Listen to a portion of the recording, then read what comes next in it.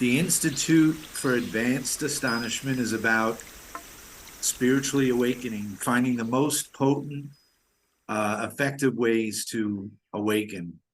And today we have Clark, and I want to get your name right, Clark. I'm not sure, McKowen or McKowen? You got it right the first time. That's perfect. Yeah. McKowen. Okay. Yeah. Yeah. So good seeing you. It's good seeing you. What more Your would you book, like to say something more if I before we can get say started? how we connected. Your Clark wrote a book. I mean, you wrote many books, but you wrote this one book that I don't know if you know the whole story. An ex-girlfriend of mine, I think it was 1987, 88. She went to Gettysburg College, and I wasn't going to college. I had just gotten back from studying with the amazing Randy, and she bought me a present, and it was your book that she bought at the campus bookstore. Yes. And that book I carried Okay. around for so many years. And at some point, I had to put black masking tape on the spine because I just really wore that book out. And that book wore me out. Uh, it could wear me out too. I have a story to go with that.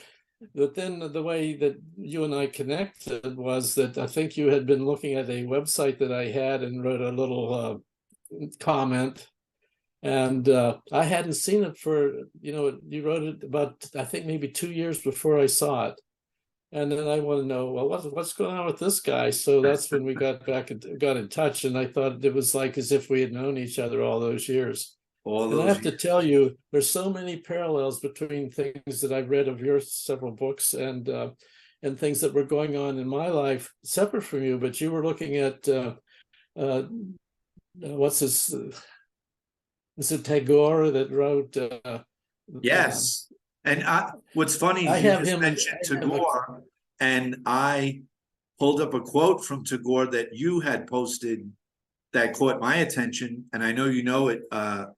It's the poem about thou had made me endless. yeah, such is thy pleasure. I mean, Yes. you keep pouring this into my four little hands, and they keep you still keep pouring, and there's more and more and more.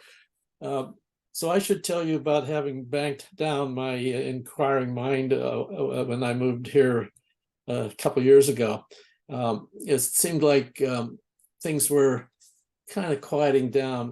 My curious mind wasn't active as much as it should have been. But as you and David Hoffmeister were saying, things just come to you. When you need them, they come to you. I've had so many experiences like that. Briefly, there's a guy in my modular home development. It's a nice park of about 520 people. I was sitting on a bench about halfway around the loop. It's a 2-mile loop, and Russ comes by. And he says, "What are you doing?" And he asked me what I did. And I said, "Well, I taught English, but I don't want you to get the wrong idea because we weren't teaching kids how to write compositions. Some of my colleagues were, but I actually bought the package. And when I came to that college, they were saying, we are looking at language in its cultural context." And that tasted really good to me. And so I was telling him it's language in its cultural context, and he said, "I don't know what you mean." I said, "Well, okay, I'll give you an example. Here's a Zen koan that I would give my students maybe the first day of class. I'd say, so here's your first one, and I'd like you to get in groups of 5 then and talk it over and see from what perspectives, or plural, can you say that whatever you say a thing, it isn't." Mm. And Russ this is a big problem for him. And so I said, we started massaging that idea. And so he sort of, got it intellectually, but not the feel of it, and I think most of what I talk with people about is getting the feel of things. Right. Something like facts are useless until you put something to them. You have to put your spirit into them. I If you don't remember get you spirit into them, you're you dead. wrote in your book, you had a quote. I can't remember who said it, but it was a classroom is where everything isn't. and that really hit me. Yeah, that was my that was my friend Carl Staubuck. Do you want to shall we tell about that one? Sure. Okay. So Carl was married to a crazy lady named Roseanne, and Carl was my colleague. And he's so smart. He knows everything there is to know, and I know the rest, as Mark Twain said. Carl's really smart, but he's also pays a lot of attention to how things are going. So his wife Roseanne was helping out in an elementary class, and they lived next to an empty field. So Roseanne says she's going to take the kids out, and she gives each kid a paper bag like you do free lunch. And she said, you can pick up anything you find here and fill up the bag. Well, they were pretty soon they were clamoring at them that they don't have enough room, just like Gore said. So she comes back and says to Carl, she says, I don't get it, Carl. She says, why is it that in classroom they're just sort of sitting there, when they go outside they're just alive? He says, well, don't you know, Roseanne, that's because the classroom is where everything isn't. And that was the basic story. And I think so if we wanted kids to actually get enlightened, as you've been working on, we would probably keep them out of the classroom. That's a bad place to be. Can I ask you, you watched the David Hoffmeister episode where I I love that. pennies from heaven. So if you had, like in Astonishment here, we talk about the 3 M's. On that one, I had 4, but I narrowed it down to 3. So matter would be the science of no matter, that this is a dream, like a dream, and that matter appears in consciousness. Medicine, I don't know if you're on board with that, but astonishment medicine, or ego dissolvers like magic mushrooms or something that actually calm the mind down and then dissolve it, and you actually experience it. Right. And the third one is meditation. So those 3 would add up to the mystical experience, or the advanced astonishment state of true self. I think that is right on the money. It's exactly right. They are pennies from heaven. These pennies are pouring down from everywhere. Okay, so you had 3 things, right? Right, you get 8 pennies. You get 8 pennies, so you could divide them up into each jar. And then I'll give you one more penny for your thoughts. That'll be the 9th penny. Well, you guys had so many neat ideas in there. For example, can you see this?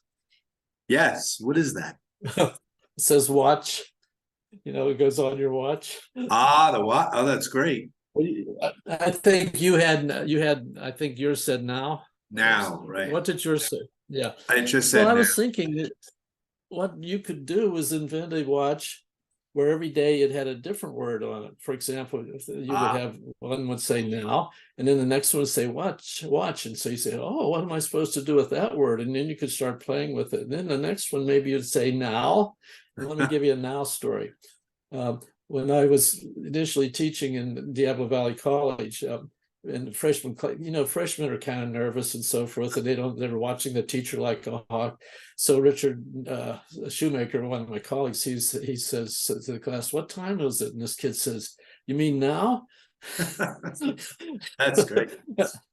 But I thought, boy, he's really nervous. But then I started thinking about it in terms of the way you talk and so forth. And I thought, yeah, that's a really good question. Like, who are you and where do you live and things like that. And then you just keep, it just keeps expanding and expanding. You had a page in your book about who are you that stayed with me for 30 years. I have to tell you, that book was dormant on my shelf for a couple of decades. This tells how old I am. But when Russ started chatting with me on the bench, the second day I gave him whatever you say a thing is, it is. That was the corollary, and we had to play with that. And of course, meanwhile, the bench over that we were, or the something that we're looking at, it just kept sitting there with its arms crossed and laughing to beat hell. Because we could say all we wanted to say about it. So this is all going on in our heads. But I did want to say, you guys were working on the Holy Trinity, I think. Yes. And Freud was working on the holy superego, ego, and Yes. id. It's the same damn thing. Yeah, it is. And so here's the problem. Language separates things out like that, and perhaps it's useful. I wanted to ask you a question about this, but the fact is, in nature, in the enlightened state, there are no such things as separations. So Right. those are all the same thing. Father, Son, and Holy Spirit are one thing. Right. You yourself are Father, Son, and Holy Spirit. Yes. Because any point in this whole crazy thing is also the center of everything. Would you agree with that? Yeah, 100%. Yeah. So that sounds very egoistic, but so maybe we could talk a little bit about ego, because Sure. so I'm having trouble with ego, because I think, okay, it seems to be really throwing a monkey wrench into me getting enlightened, right? So is there a positive use of it? Have you thought about that? I think maybe like they said, like the masters would say, the ego or the mind makes a good servant, but a very bad master. So if you can get it in line, Yeah. alignment. So I often think about these things in another metaphor, which is with the two hemispheres of the mind. Well, there are probably lots of other things going on, but I said somewhere that this conscious, practical, logical self, which may be called the ego, I'm not sure what you'd call it, but this other self, that is where all the beauty is. It won't talk to me unless I behave over here. So you have to say, now listen, ego, you have to shut your mouth and start paying attention. Now you're very useful. You brought us to this space, and then they have to shake hands. Right. Then the two hemispheres flow back and forth, and I think that's that. And I've experienced that. Usually, it's hard to not stay in the practical side of ourselves, and we forget another wise saying that I read just the other day: life is not logical. It's only with the heart that one can see clearly. Yes. Isn't that from the Little Prince? So yeah, a lot. Yeah, maybe that's where it came I know from. He says I don't think he later, used the word logic. what is essential is invisible to the eye. It just sounds like it. That does tie in. And I must say that these quotes come in from all over the place, so I forget where they come from. But life is. I think my quote was actually "Life is illogical." That's the way I liked that one. That was a good one, and so on. But I think J.D. Salinger said in a short story that the apple for Adam and Eve, in that symbolic story, the apple is just full of logic. And he said we become apple eaters, and we have to vomit out the apple, spit out the apple. And speaking of which, you and David talk about things just falling into your lap. Mm-hmm. So I'm over here on my bookshelf, and one day I say, "Oh, I'll just pick up this thing. It's called Nothing But the Marvelous," and that's a bunch of quotations from Henry Miller. And Henry Miller, I have a passage in Image about that. He says he had to vomit out everything he had learned and start all over again. Yes. And once he got grounded, then he could, just about anything you read in his book just is correct. Right. It worked because he shoved out all the bullshit, and are you allowed to say that on your thing? Yeah. I think you're hesitating to use the F word, so it's become innocuous lately. The more you use it, the less power it has. Right. We have only a few words left in English that have that kind of power. They say, "Oh God, you can't say that." Yes. Which is self-imprisonment, isn't it? So do you think language can jolt or be that potent to get you to go back to your true self, as we were just discussing, and drop language? Is we invented it. It's a fantastic, marvelous thing. We have to learn. I think is extremely valuable as a way of looking at it. It's like the Webb telescope into space. Right. In the English language, we have created a web of ideas, all interconnected. And so we can use those to look at what they're supposed to be pointing to.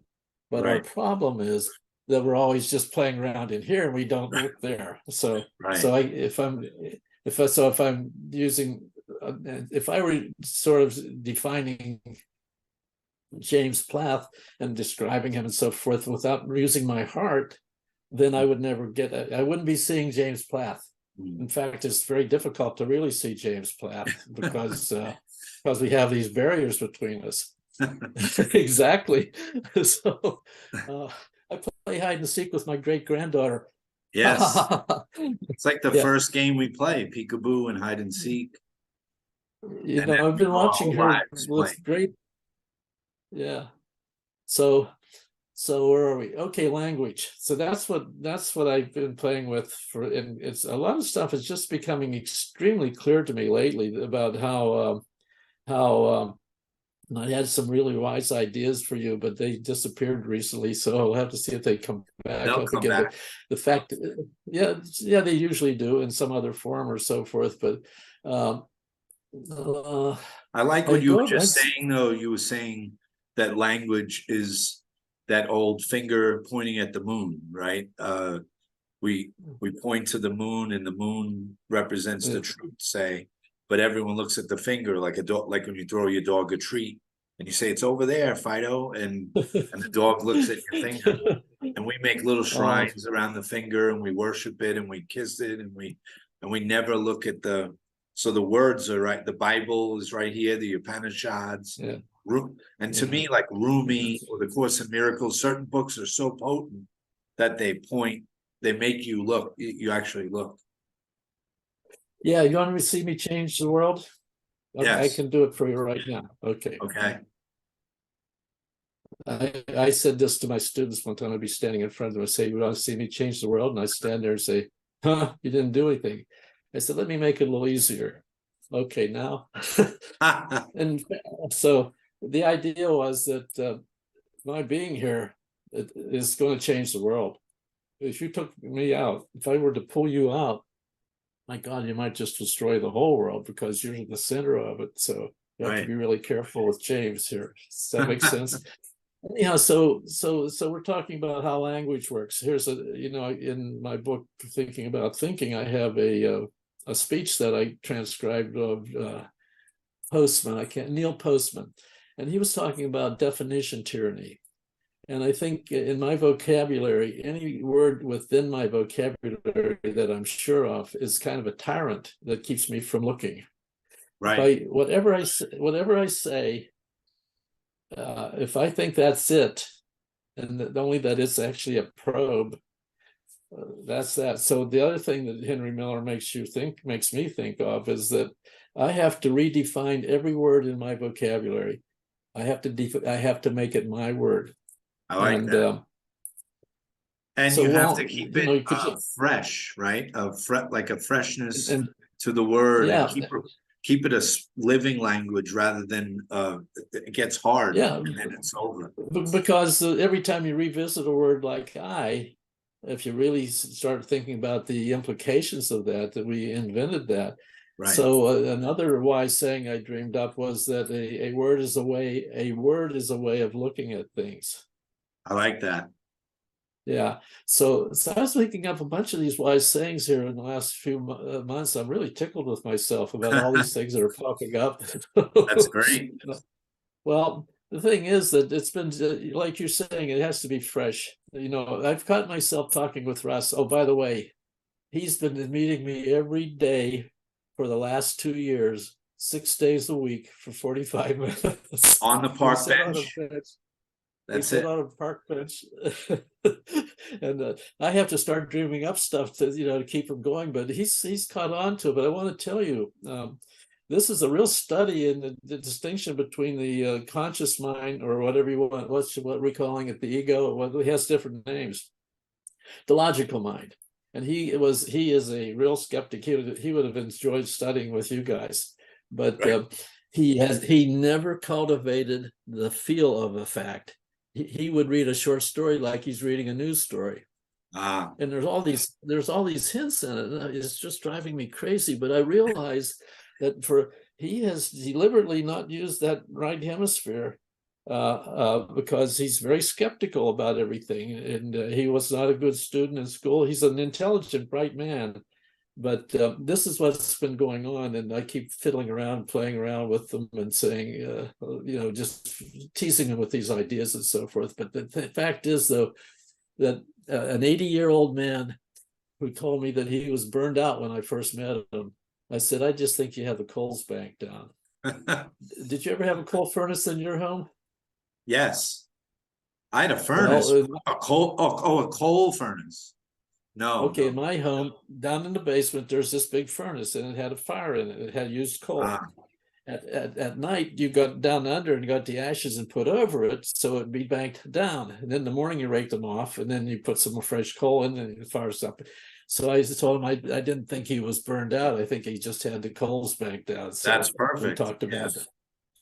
So these metaphors that things get in my books, I read about, I call it dream soot, like you get soot on you from life, and it covers up that beautiful diamond that's, or like you said, the burning fire that's within you, and it gets covered up over time, and bills and wives and husbands and marriages and jobs and struggling and money, and it just gets covered. And at some point, you start to say, is this all there is? There must be something more. And a lot of people prematurely decide that's all there is, and then they get very sad, and then they get ulcers, and they all kinds of awful stuff to avoid that. And I often would chat, I often would try to make a distinction between having a good time and having a good time. There's a superficial idea of good time, but then if you think about it, so why does a person go to the party? So they want to drink beer, or they want to flirt with some girl or something. What's driving you to do that? Because you want to be alive. Yes. Right? Yeah. So if you go down to the basis of it, it's not the party that's important. It's what's happening to my spirit. You had a quote by the great Joseph Campbell in your book or your website about exactly what you're saying, that we don't want the meaning of life. We want to feel alive. We want that experience of aliveness. And I would say further that there is no meaning of life. We allow it to mean, and it's the meaning that I give to it through my participation and my sharing calm passion with that experience, and something to that effect. But Joseph Campbell was a swell guy. Carl Starbuck and I and others just loved him and so forth. He's another guy that he went up into some cabin and spent about a year or so figuring out how everything worked. Buddha did that. Christ did that. Just about any of those. I did it. And Russ actually did that himself. He loved his job at UPS as a carrier, and they promoted him, and it went to shit. And he at some point he finally said, I'm not going to do this, and he just stopped, and he went down on the Delta here near where we lived around Sacramento, and he got himself a little boat, and for a year he spent that time on the boat. And then he found a 35-foot trailer, so he didn't have to go home every night. So he did that for a year. Then he came out and started doing other things. But he has systematically avoided the feeling part of life, and he's never been in love. And so we have that. So we're chatting back and forth. But I see this is the neatest challenge I've ever run into, to see those two hemispheres so separate, and to see maybe a little glimmer coming in. I'll tell him things like, you know what, Russ, you're just a big compressed sunlight. You're just a bundle of sunlight, and of course that's very easy to describe in physics, but it's hard to imagine. You get down into this little fingernail, and then you get down in further, and then all of a sudden there's this tight bundle that is just full of energy, and you go poof, and Yes. So I guess maybe what we're trying to do is go poof for the whole damn package. Right. Is it, just all those poems like I Want to Fall in Life. I think that's from a Brazilian poet. I keep telling them you have to, the only way we're ever going to get there to enlightenment is to let go, which reminds me about having chats like this with you. I thought up another wise saying just recently: you can't come armed to a dialogue. That's Get good. You can't come Yeah. armed to a dialogue. No, you have to leave the weapons outdoor. Right. So that brings you back to that quote: out beyond ideas of right doing and wrongdoing, there is a field. When the soul lies down in that grass, the world is too full to talk about. Even the words each other don't mean anything. You find this everywhere. When pretty soon they just come in like pennies from heaven. They're all over the place, and they just keep cropping up. So I have Russ reading Nothing But the Marvelous, and he's been going through my books, Montage and Image, and he's not getting it. There's so many things in Image about images, about mirrors, about looking at, and what are you seeing, and about Alice going through the looking glass, and about clarity, about clarity, about clarity. And I just have gotten so clear about language and how it works in the last few months, even though I've been fiddling with it for all my life, all my adult life. And it's just become so obvious that's it's a wonderful tool. It has to be thought of as that way. It's not the end of the show. You guys were talking last week, lots of neat stuff. You're talking about the Christian mysticism. Yes. Are you a reader of that? Like Meister What was your Eckhart? question? Do you like to dive into Christian mysticism like Meister Eckhart or Yes. so many? When in the book that I was working in, the dialogues I was having with Stephen Herman, we talked about Eckhart a lot because he's very fond of him. And Stephen is a Jungian analyst. I want to tell you something about. Well, yeah, it is and it isn't, because I learned from working with him for a while. He had been my student when he was 19, and now he's 56 or so. But he became a Jungian analyst. But here's my problem. And it's the same problem with Christianity or Freudian psychology or physics. People begin to become cult figures. Mm-hmm. I mean, somebody made the remark that Christ was not a Christian. That's and Buddha wasn't a Buddhist. Exactly. He says, go down the street.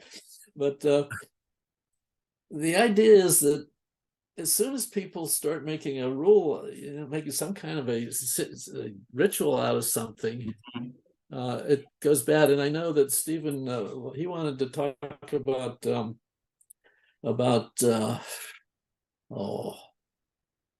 I can't think of his name. It's just popping out. The guy that wrote, he wrote stuff like Walt Whitman. Whitman was writing a new Bible. I grew up on Long Island, and that was Whitman territory. So he was exactly. Well, so the Jungians, or at least Carl and some of his friends, were thinking about a new religion.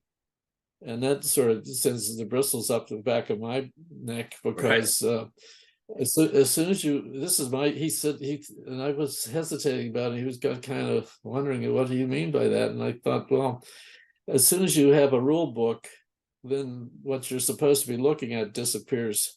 So I don't have any use for religion in that sense.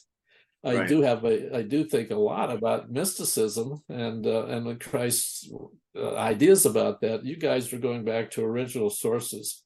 Yes. As soon as you look at secondary sources, I think we're in trouble. It's so all the rule books that you can find are over here at the lake.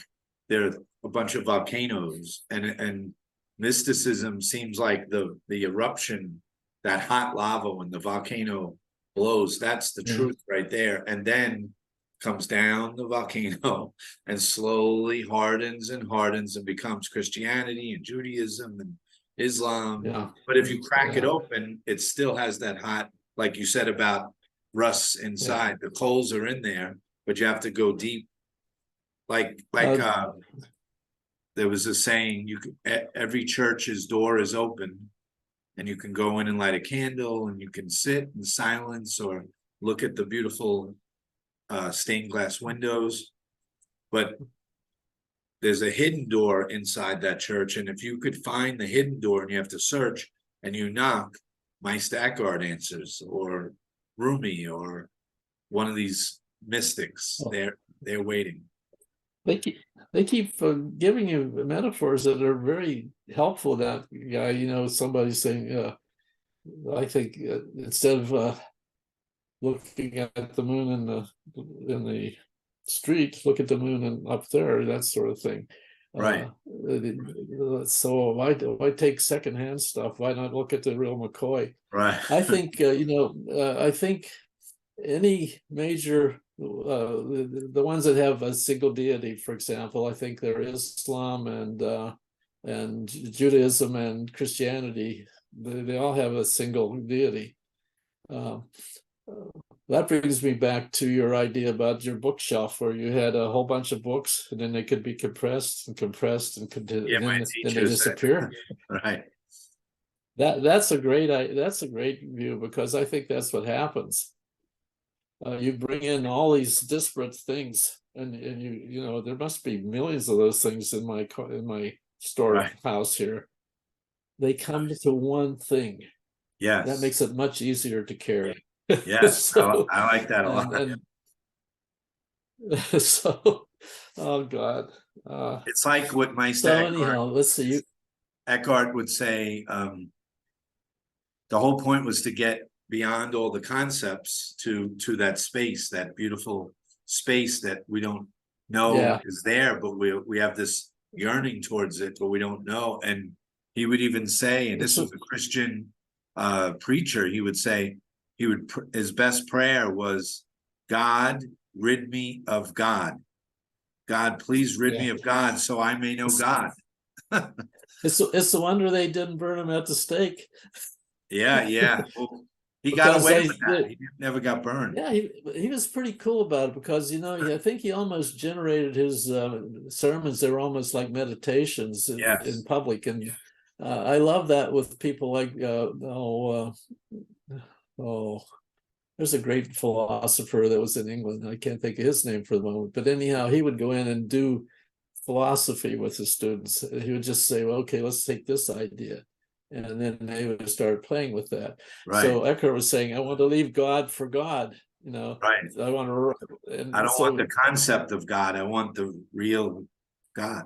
I love when he said the eye which I look at God, I see God, is the same eye that God looks at me. My eye and God's eye are one eye, one seeing, one knowing, one love. So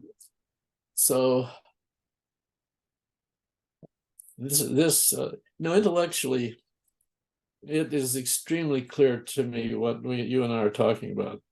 I know that this clump of grass in front of me, where I sit at the bench every day, is me in a different. In fact, you could go down in here and stuff like that. Yes. Now I know that, and I also know that that's a concept, and I think I know it's exactly right. Now the question is, how do I do that? And that's probably through your meditation. That's all I care about.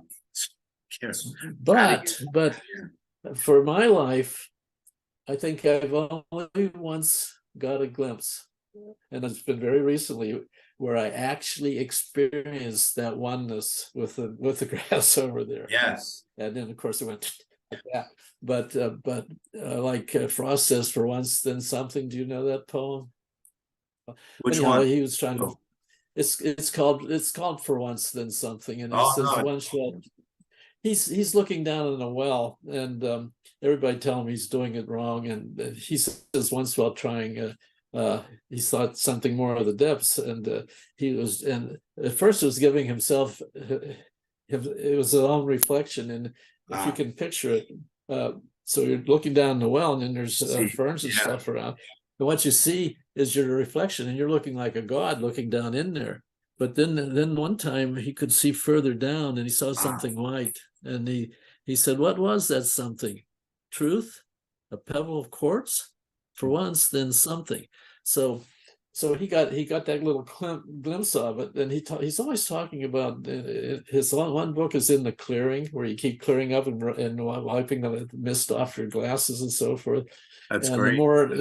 The more you do this, you keep wiping it away. So I think that's what's happening to me, is that the interference between me and what's in that clump of grass is getting moved away. I like that word, interference, like a distortion or distraction. I always think of it like a frequency. There's this beautiful frequency that's always playing, but our dial is moved this way or that way, and we have to roll the dial and get to that heart, get to the heart. Exactly. Yeah, that's exactly what you have to tune in. Yeah, tune in. Exactly.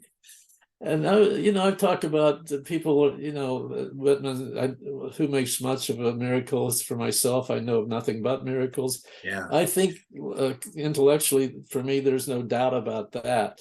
Then you have to allow it to be a miracle. Well, that's pretty good. I should write that down. You have to allow it to be a miracle. So how does someone what's your advice? Like, you're working with Russ, what's working? You have this guy that is a wonderful man who has like almost a split mind, and he hasn't gone into that well of agape love, and he needs to go in there, and you're working on him. What's the best? What's working? Massaging his senses, massaging. Right. Not just senses, because, as you know, they're not separate from the intellect is not separate from the senses, but allowing that aspect of himself. So we play. I play games with him. I find all kinds of stuff to tease him into playing with stuff, and you see the light on now and then where he gets it. I do not think he gets it, but he knows it's there. That's the new one. And that's the only thing that brings him back for 2 years. Right. 2 years. I said, Russ, I could give you a grade in your first and second semester English if you'd ever write something down. He refuses to write. He will not write a word. And I think he's still coming armed to the dialogue, right? Right. And so I say we both. He won't say anything when I bring this up, but I keep teasing him about this. And I tried to get him to take some oil pastels for drawing with, and colored paper. That's another thing I used to do with the students. How's our time going? How are we doing with our time? Plenty of time. Okay. It's now. That's right. We just started. Actually, when I get going into a conversation like this, at some point it does sort of take over and just goes, time it disappears. I found that when I was experimenting with trying out oil painting when I was in my 30s. I thought I'd try that out. I actually could go for 8 hours and not even know any time went past at all. So there's a loss of self when you get that deep. You're just in it. You're just participating in it. It's as you know, it's a wonderful feeling. Yeah. But so what to say? Well, anyhow. So you gave Russ pastels and I did this with my students. I would have a stack of colored construction paper, and I had plenty of pastel colors for them. And I said, okay, I want you to. I gave them these very limited instructions. I want you to start at the center, and then everything else has to radiate out from that. And that was all I told them. I said, you only have about 20 minutes to do this, so get going. And don't let anybody else see what you're doing if you can avoid it. Now, can you imagine when we put up 30 of those on a wall? It blows your mind. Oh, that's great. That is the most beautiful barrier is just gone from the person. He put his soul right in there. Now, it doesn't matter what it is, stick figures, elaborate experience of having been an artist and so forth, but the whole array was just glorious. And then, you know, if you want to be a teacher, you should have more experiences like that, because that's what I looked after. That was what I wanted to happen every day. And Yeah. it did happen a lot. It did happen a lot. So then the other thing I hate to waste all your time, but so what we do then is put their name on the back. And then I said, okay, here's all these things now. Patty, would you pick out one that should be interested in knowing more about? So she'd pick out something over here. Say, okay. So Bill, name one thing. Don't judge it. Just name something you see there. He says, well, there's a black line up there. And then Mary Jane, what do you see? Well, there's a kind of a round thing he drew over here, and it's yellow. And then we go around. 30 people would do that. And the artist was standing back, very interested. Because he had never in his life had 30 people paying attention to him with such intensity. Amazing. And so they would notice all these things, and every time you notice something, it was like you shined a light on it. So that 8 by 10 piece of paper began illuminated, and I would be watching that. It'd just be gorgeous. That's and then beautiful. I say, okay, now what do you think this person's like? Is this a boy or a girl? Does this person have a good sense of humor, or is this person pretty serious, and so forth? And then they get all that done. They say, okay, who did this? And Bill is be standing there, he'd be thunderstruck. He says, you guys really nailed me. And so That's he did stuff wonderful. like that. And didn't Well, you we have just them had, go into nature, look at the mountains? oh yeah. Well, there was a hill near us, and we would meet up there, and we would do sort of the Greek dancing and stuff. They were all when they really got into it. They didn't care what happened, you know. They Right. started bringing their friends to class. And I thought, boy, I better give a good class, because they expect something like that. I quit giving tests pretty soon after I started catching on to this, because that's a cruelty to anybody. I mean, who thinks I have a right to test anybody else? Or you shouldn't even be testing yourself, for that matter. I mean, once you just decide to be like a rock, and if you can really let that happen, I think you're pretty close to enlightenment. But how do you Speaking of get which, them to be like a rock? I know that the medicine makes you do it, but what else do you offer? what does? Meditation. Oh yeah. I don't use meditation, or I did a little bit. Like sometimes I would bring Eric Satie and play that music, and we say, Yes. okay, get started. Everybody, when we come in and say, okay, everybody get quiet, and we'll just listen to this a little bit, and not do anything, and shut your eyes, and then we would start the class. Or if the class got kind of messy, say, okay, everybody, let's stop and just shut our eyes and cool down, and then we go back again. But I realized, in thinking back on it, that what I was trying to do was to get everybody to leave their biases outside the door. Right. Because if you come armed to a dialogue, you're going to have your fists up. Right. And so, but if you can leave that out, because you're not, nobody's going to try to change your mind, and nobody's going to try to force you to do anything, and they're not going to present their beautiful ideas. We're here to play with ideas. And once they caught on to that, I'm telling you, they were brilliant. Did you feel like some of them wrote you years later and it was effective, and they would tell you, Clark, I'm so grateful, I'm finding myself. That's great. I've had a number of them do that. In fact, one of them was named James Plath, for example. Because that was a delight to me. It was a delight to me. At Montage, our first book sold 30,000 copies the first year. That's phenomenal for a college English textbook. Nothing like that had ever been written. Yeah. I don't think you've seen that one, but I've seen it, but I've never held one. Macmillan, Bill Spark came to me and said, would you like to do an English, college freshman English book? And I said, yeah. I said, I could do that better than anything I've seen. Right. And he said, well, what should we do? And I said, well, why don't we tell them what we really want to do, and then we can tone it down if they say no. Well, Macmillan and what's that other one? McGraw-Hill, I think that may not be. Anyhow, we were shocked. They liked that idea. Yeah. So the art director for the college department, he took a year off to design it as we instructed him to do it. He made us a gorgeous book. And I read about it but here. It yeah, says but getting back to what you're saying, it's about language, of course, but how language can imprison the spirit or free it. I like that. You can't read montage without realizing that prison or the open road is our own choice to see it or to perish, as Chardin had said. So that's great. That language could open, it can go one way or the other. where are you getting that from? I don't know. I don't know. Where'd that quote just come from? Because I figured it was you. no, Maybe I it's the meant what you're publisher. just reading there.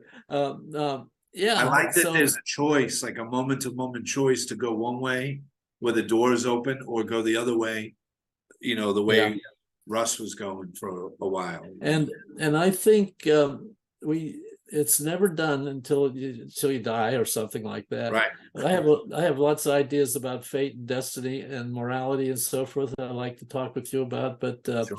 uh, anyhow, back to those books. So think about it. That was at least in 30,000 people's hands.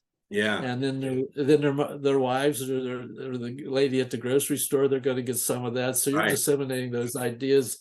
So that's really great because that's what you and I are talking about. We know that this is how things go. And if you Yeah. get people fiddling around with it, and I think McLuhan's idea of massaging these ideas until somebody's, oh yeah, I'm starting to feel this. I'm beginning a little feel here in my fingernails and so Right. forth like that. So your book was Yeah. so effective because you used the right images and then that you turn the page and then there'd just be one line, maybe one line, two line, like not a whole big write-up, a little bit, and it would a Yeah. gem, and it would go right in because you just opened up when you saw the image and now the words, and then you'd hit with a Bing. poem and you'd break down time and space and who are you, and even your preface was about the preface, what was your the Zen, what was your face before you were born, and then Yeah. you'd have the opening of the present,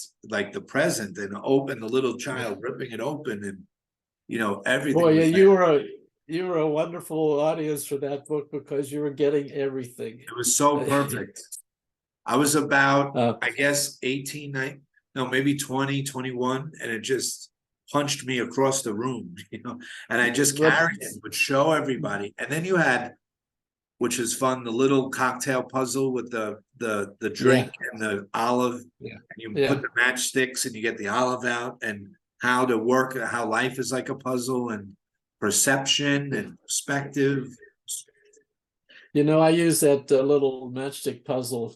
It sounds like I wear it out, but it's so useful to me because I ask people, like in an audience of 200 people, I give them all matchsticks and paper clips, Right. and I ask them, and then, but what I wanted them, I didn't care about them getting the solution, but I wanted them to see it coming to them and Yeah. knowing that they knew it before they knew it, and that's what great. education's all about.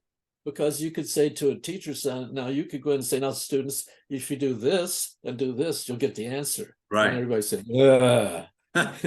But if you do this, and then there'd be people that would say, well, I need help, or I want to peek on somebody's, Right. and so forth. And I could use it for all kinds of things, like how you deal with the puzzle, how you approach it is part of it. It's your philosophy of life. Right. Right. And so And I what love do you think? the answer's already inside of us. I remember when I was always searching outside in your book and everywhere, and in universities and music and art and poetry, science. And then when I had this awakening to realize, and it took a few years to realize it's a remembering, not a, like you said, putting things together, but a clearing the window of the mud. Yeah. And clear it off, and Yeah. it's right there. I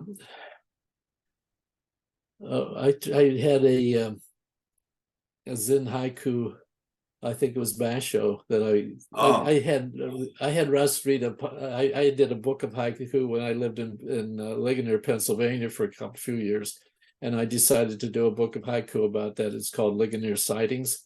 So I would give him one a day, and he's starting to catch on to it. But one of the first things I gave him was something from Basho, and it's probably in an image too. It says, "Cherry blossoms, more and more now. Birds have 2 legs. Oh, horses have 4." And Russ was saying, so I say, okay, let's go to see what little Bridget, my little great granddaughter, would think if she was 2 years old. And she says, she'd be yes, cherry blossoms, yes, birds. Oh, yes, oh, wow. yes. That's it. Jack Kerouac had an American haiku, and I'm sure you've heard them. He would read them and have a sax player play, and it fit what you just said. One of them was, I'll try to do it the way he does it. Blackbird, no, bluebird, branch still jumping, and it was perfect. The yell, blackbird, no, bluebird, branch still jumping. Or So he had Basho's this frog in the saxophone playing water. in the back. Oh, yeah, that's beautiful. I love that. I love So that. perfect. Well, so I could go, I could take that little haiku and spend an hour chatting with people about it because, in the Bible it says you must become as a little child. Yes. And what does that mean? It means exactly that you have to allow yourself to see life freshly. Like you could say, well, good morning. This is day 2. This is the same day, warmed over. But no, this day has never been before, some poet wrote, and that's literally true. And every single aspect of it has never been before. So everybody thinks they know about the future. Well, that's just bullshit. Nobody knows about the future. No. We have, in fact, then I go into the linguistics things again. There's no such thing as future or past or even present for that. Have you done that little experiment where you say, okay, how thick is the present? Okay, the past is what's back there, but it's not really back there. It's in here, right? It's an idea about, there's no past. I mean, there's no place to store it. So the only place you have it is, so it's a theory. It's an idea about that. Okay, so what's the future? Well, that's what's going to happen. Well, it hasn't happened yet, so it's not there. Okay, so we must just have the present, right?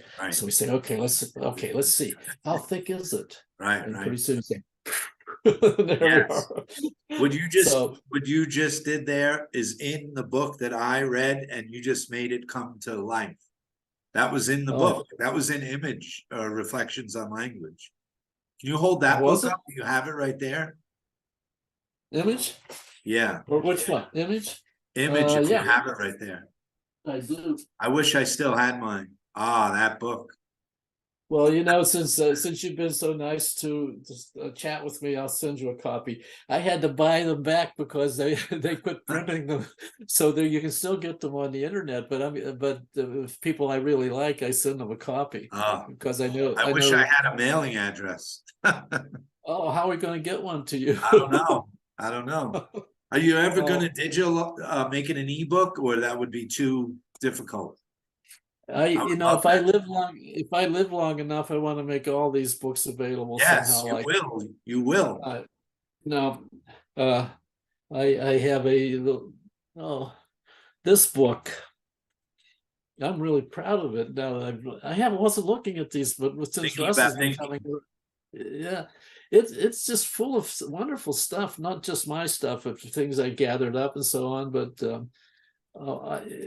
when I was doing this book, I want to tell you a little bit about this because once the kids left their armor, left their guns outside the door, and we were just doing dialogues, and they started really exploring ideas. They started writing in their reflections things that just blew my mind away. And so he says,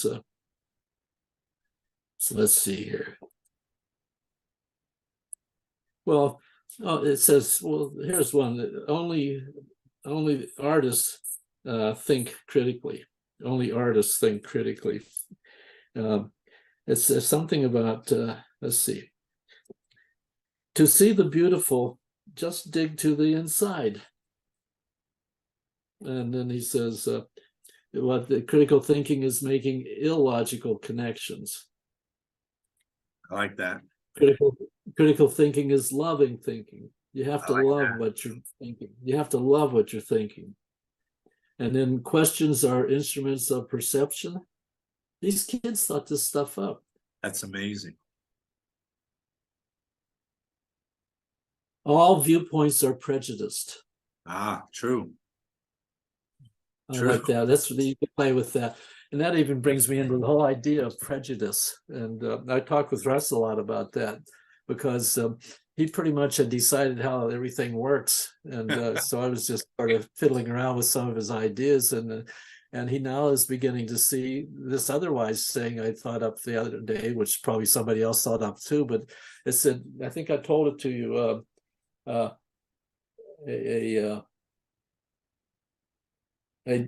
let's see. A judgment is shutting the door. If I judge something and decide, and curiosity is opening a door. I love that. And then I look at myself and I realize that my head is full of judgments. But the difference is, and this is what I would like my students to catch on to, is that if you know that that's what you've done, then you can do something about it. If you're doing it blindly, then you can't, because you say this is true, and you say, right. "Oh, let me see." So pretty soon you become your own guru, and you say, right. "Well, shall we see what you mean about that?" and so forth. Right. Well, Russ is really starting to catch on to that, and I said, "Well, Russ, maybe you could teach this course." So, I think you have a book. You have to write the dialogue between you and Russ on the park bench. That would be great. I wish I did, because I would have 2 years of 45-minute dialogues. Yeah. And what I do like to do, James, is that there are half a dozen, maybe 3 or 4 people that I like to talk with from the past. I think they're mostly all students, except Carl Staubach, who is still with us. But he's very difficult, because it seems to me that even though he knows more than I'll ever know, and he's a brilliant man, I think he's closed, and that doesn't let new stuff in. I think he'd almost resent having new stuff come in. So how do we open calls? How do we open him up? What would you, if you had 5 minutes to help call, what would you do to get him to see this? Oh, I think I'd stop talking about this and just start looking at stuff together. Right. He's really good at that. He's a brilliant forester. He's brilliant at everything. He can make a guitar out of a cigar box and stuff like that. He can do lens grinding. Anything you think of, he can do. But he's sort of proud of it. And I think there's his Achilles heel. He hasn't come to the point that that's actually interfering with his participation. Too much knowledge, you're saying, maybe? Too much. Remember that quote? I put it in the Gospel of Astonishment. The delusion that knowledge is not a delusion is the greatest delusion of all. I love that. Yeah.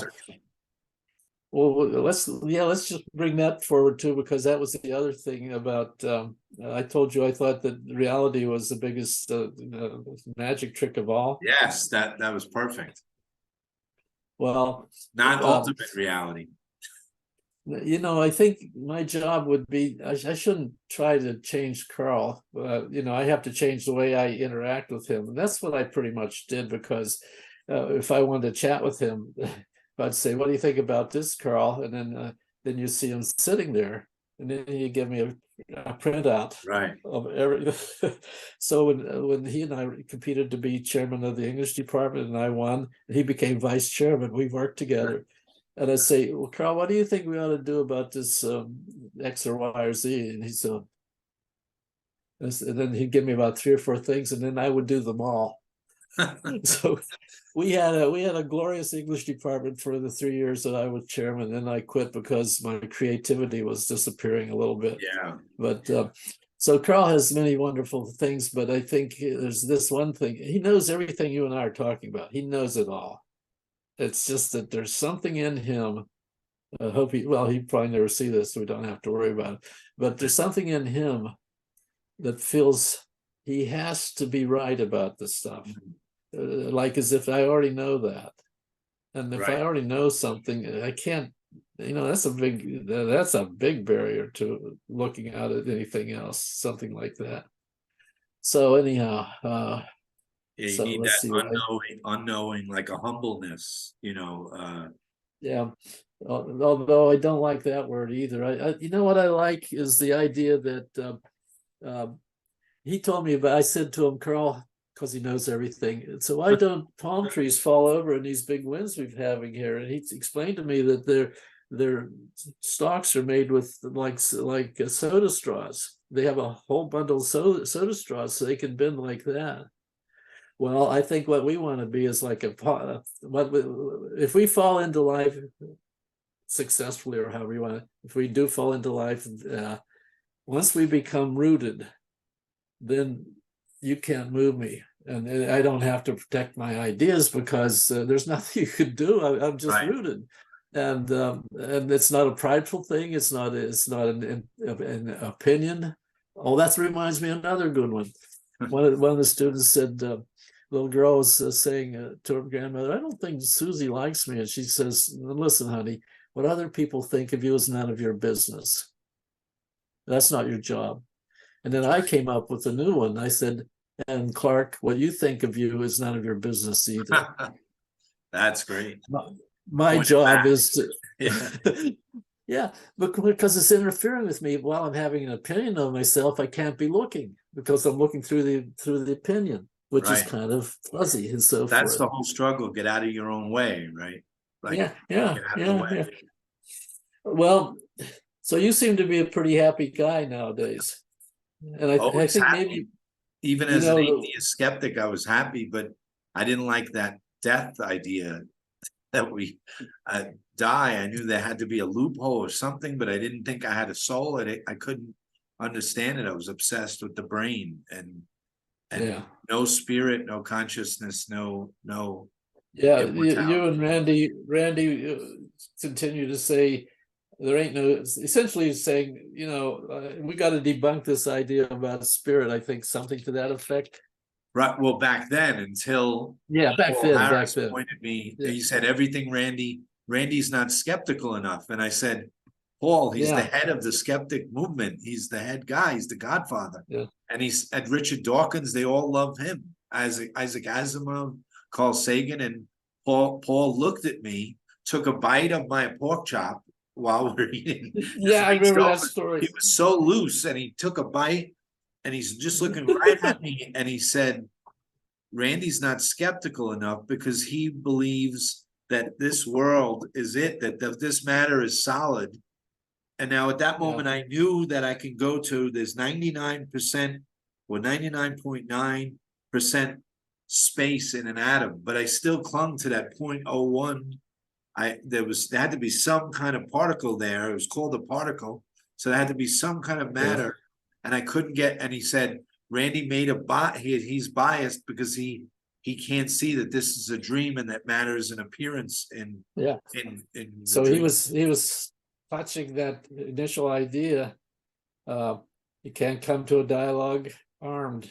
Yes, I came fully loaded. Yeah, and And I used to he hate did the too. quote that you could be right, or you could be happy. I used to hate that as a scholar, you could be right or you could be it sounded so corny, but now I Well, understand. suppose I'm right about something. Well, I'll talk about that too with Russ. So I decided something. That means that I don't have to think about it anymore. So I've shut off a part of the world, and the more stuff I'm right about, the more clutter, the more Right. junk I have, Right. the more stuff that I let loose of. It feels so much better. There's not so much weight on me, and so all that Yes. kind of stuff. What's it like? Yeah.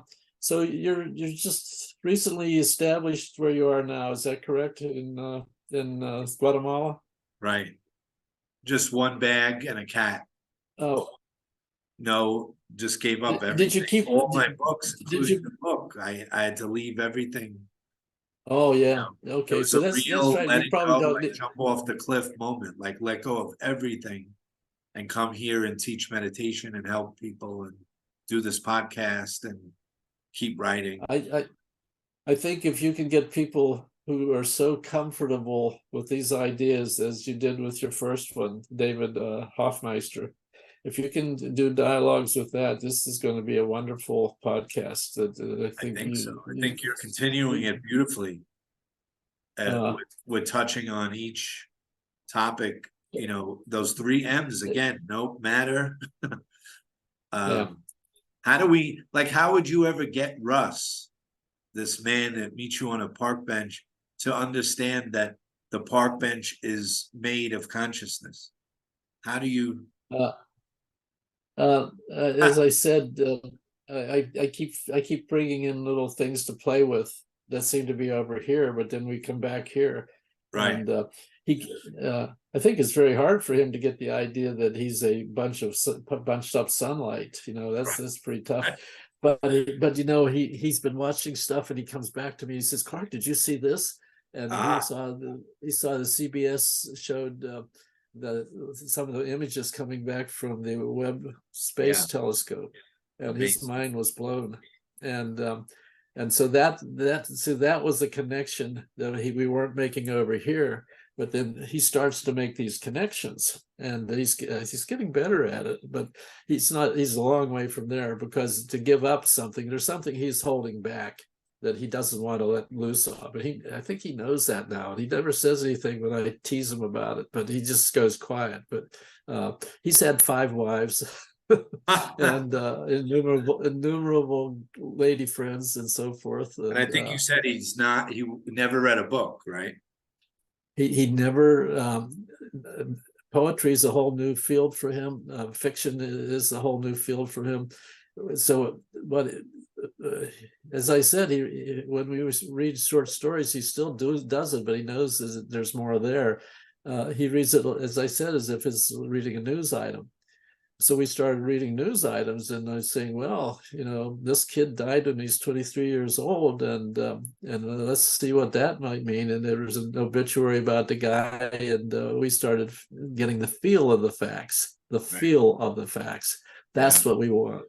You can't do physics without getting the feel of them. If you do it objectively, you're some kind of a mechanical monster.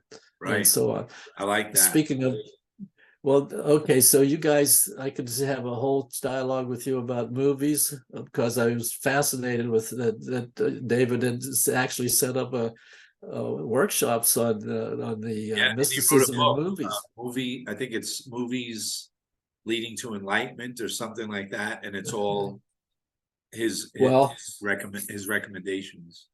So Ruth and I like to go back and look over some movies we liked in the past. And the other night we had Thelma and Louise.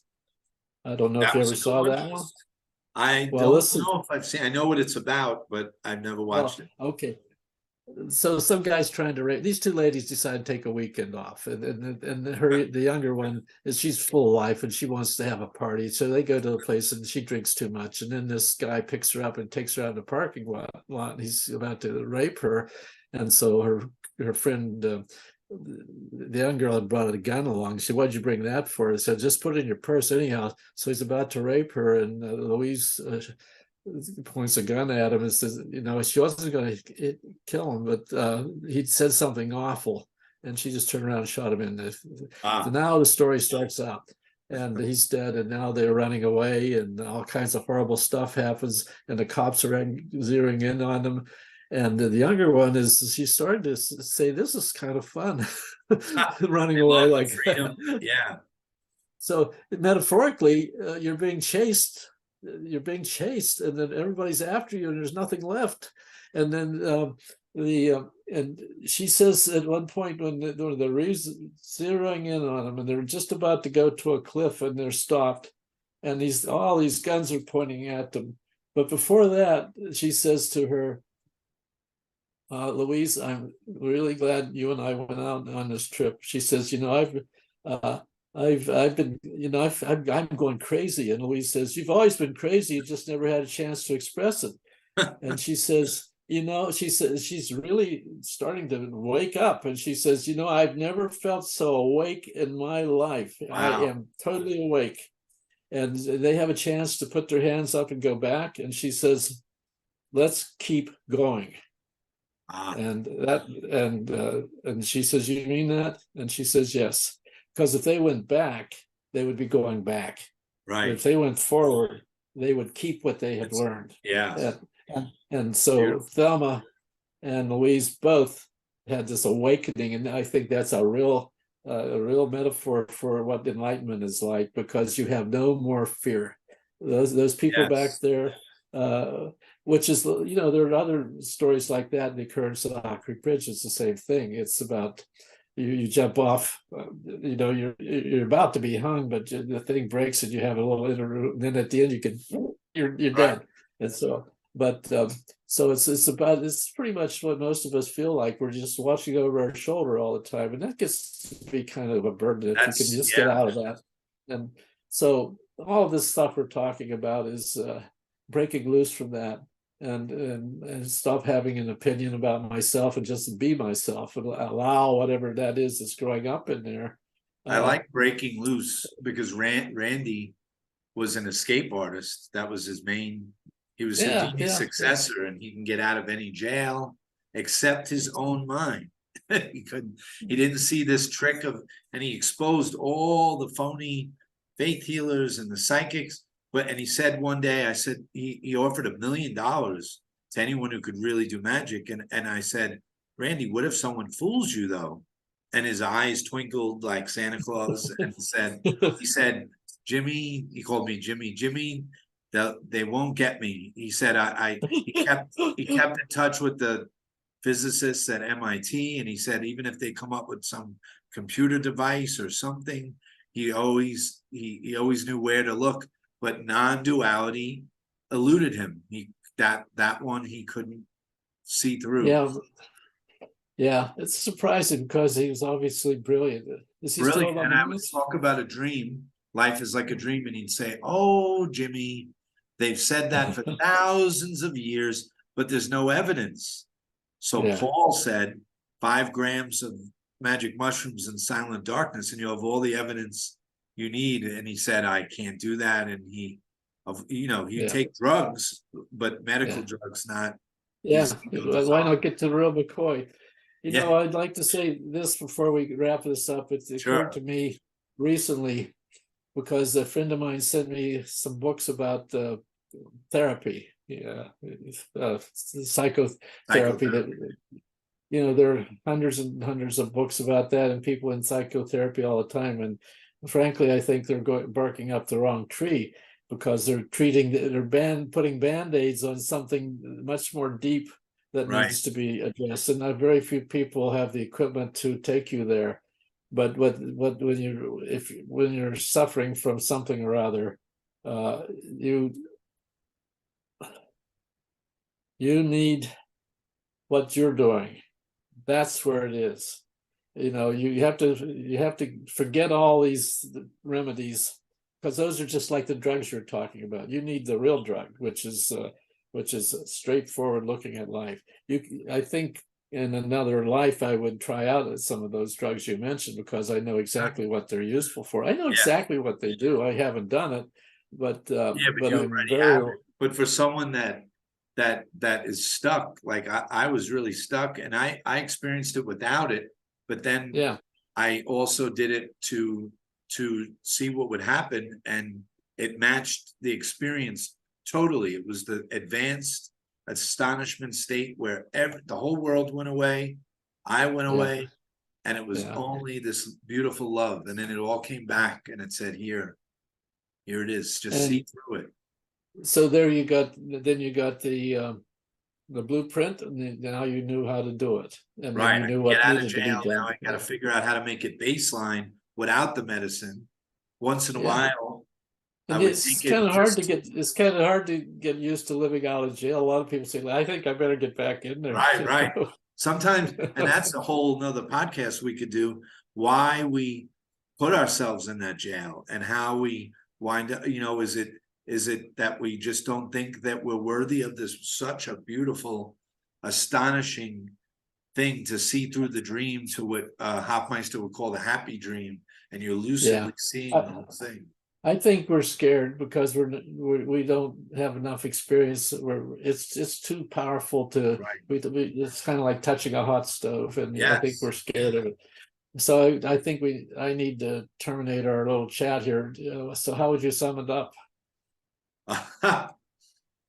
How would I sum this up? I would say, okay, for the last thing, your most potent, if you're climbing Everest at night, Mount Everest, you and I are climbing, and we're in our underwear because we have nothing. We have nothing on us, maybe a little tool belt, and we're climbing Yeah. at night, and the storm comes, and we want to get to the summit of consciousness, of the top of Everest. What tool would you take with you? Would it be meditation? Would it be art? You use nature, you use Zen koans, you use poetry. What would you Are you take up throwing it there? back to me now? What Yeah. would I use? Okay, let me think What do you for want? just a I'll moment here. answer. I could. I think the only tool that I could have for climbing that mountain would be to let go of all my. I have to let it go. That's I great. A total almost have to surrender. say it's impossible to protect myself. So protecting myself has to stop, and then probably I'll start learning how to walk, how to climb mountains without thinking, which is how I have to Right. do it anyhow. That That's sounds like a pretty good. There's many more things I would enjoy chatting with you about. I'd certainly part like to two. talk about. Part two. We could do part two. Okay, all right, that sounds good. Okay, thank you for having me. You too, Clark. So good seeing you. This whole thing is a miracle. I can't believe that we're talking, and you just said so many great things that'll help people. And they'll look for Yeah, your books, and hopefully you digitalize the books and get them out there on Amazon, on Kindle. That would be wonderful. if I survive long enough, I'll give that a shot. I really will. You will. I've become so much more alive now. I just want those things available to everybody. They're too limited as they've been everywhere, but I still think I'd like it to And be you have a new where book people. coming, right? I think you have Yeah, a new book yeah, coming. we're in the midst of that right now. Do you have the But title already or no? yeah, I think I may have sent it to you, but it's pretty cool. It's called The Hidden Life of Things. The Hidden Life of Things, Great. and the subtitle is The Cosmic Game of Hide and Seek. Oh, So I I think already bought it's it. I'm in. I'm all ready to in. go. Okay, we have to Great go seeing now, you, right? Clark. Thank you for everything.